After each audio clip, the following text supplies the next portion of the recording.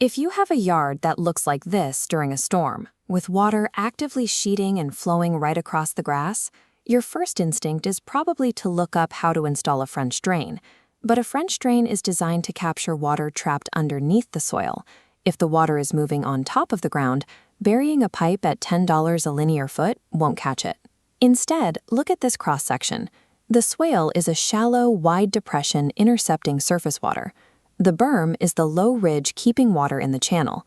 Unlike a steep, narrow ditch, a proper swale's broad U-shape allows water to flow without eroding the yard.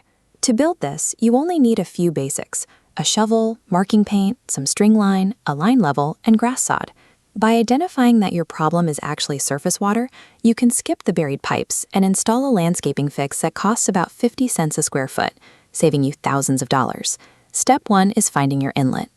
This is the exact spot where runoff from an uphill neighbor or a sloping driveway first hits your yard.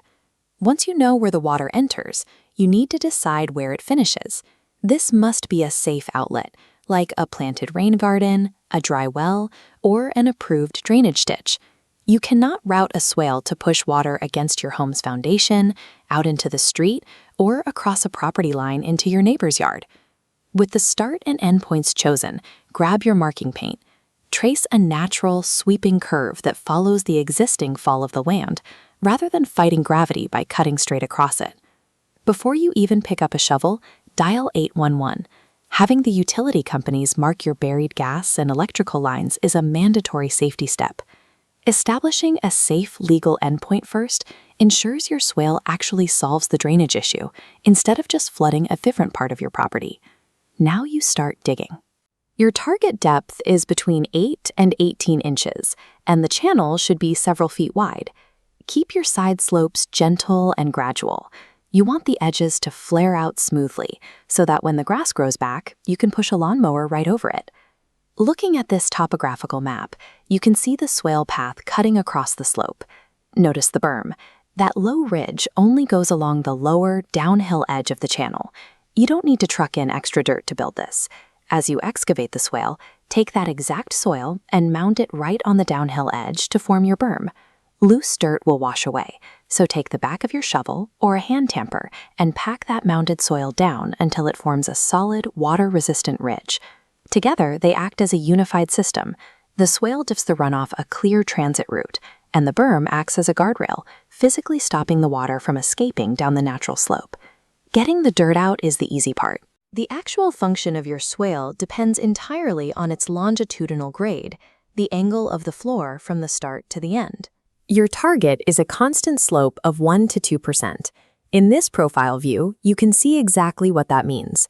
If you run a perfectly level string above the channel, the dirt floor should drop exactly 1 to 2 inches away from the string for every 10 feet of horizontal distance.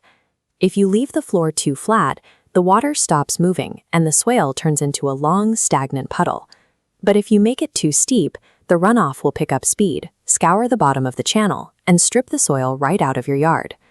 To check your work, drive stakes into the ground, pull a string line taut down the center of your path, and hang a line level in the middle to establish a perfect horizontal reference point.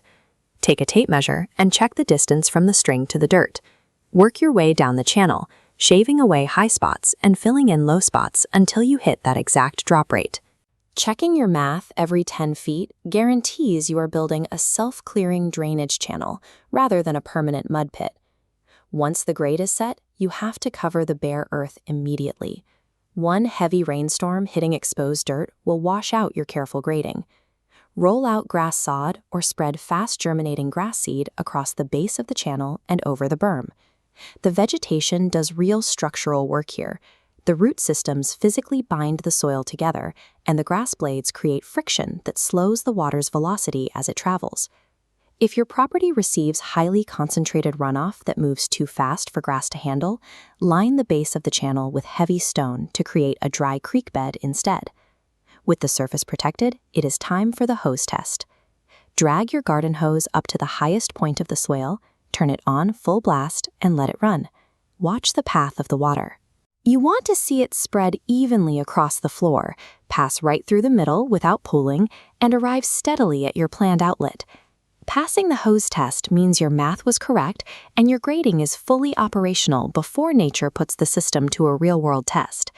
Check out the Swale a few weeks later. Because of the broad, shallow design, the channel blends right into the existing landscape, and you can drive a mower straight through it without tipping. For the cost of a few hand tools and some grass seed, you get professional-grade surface drainage for almost no cost beyond your sweat equity. To maintain it, just mow the grass high so the channel stays deeply vegetated.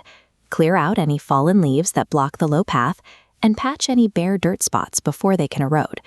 By intercepting surface water and guiding it to a safe exit, you create a permanent, functioning landscape feature. Now, if your soil is permanently soggy but there is no visible water pooling on top, you're dealing with subsurface water. For that, check out our guide on installing a French drain.